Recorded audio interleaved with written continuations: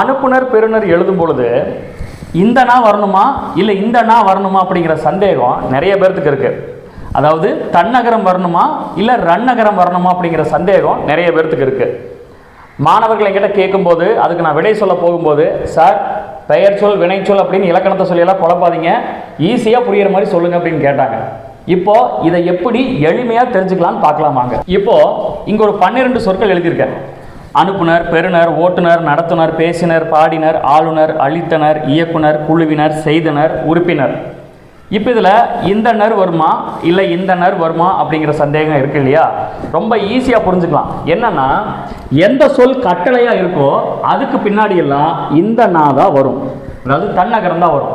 எந்த சொல் கட்டளையா இல்லையோ அதெல்லாம் இந்த நா, அதாவது ரன்னகரம் தான் வரும்.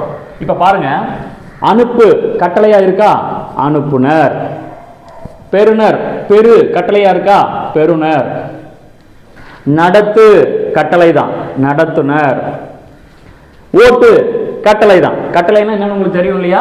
ஒரு வேலையை செய்ய சொல்லி அதிகாரமா சொல்றது, ஓட்டுனர். பேசி அது கட்டளை இல்லை, அதனால பேசினர், இந்த நர் வரும். பாடி இங்கேயும் கட்டளை இல்லை, பாடினர். ஆளு கட்டளையா இருக்கு இல்லையா? ஆளுநர். அளித்த கட்டளை இல்லை, அப்போ அளித்தனர். இங்க இயக்கு கட்டளையா இருக்கு இல்லையா? அப்போ இயக்குனர். குழுவி இங்க கட்டளை இல்லை, அப்போ குழுவினர். இங்க உறுப்பி கட்டளை இல்லை, உறுப்பினர். செய்த இங்கேயும் கட்டளை இல்லை, செய்தனர். அவ்வளவுதான்.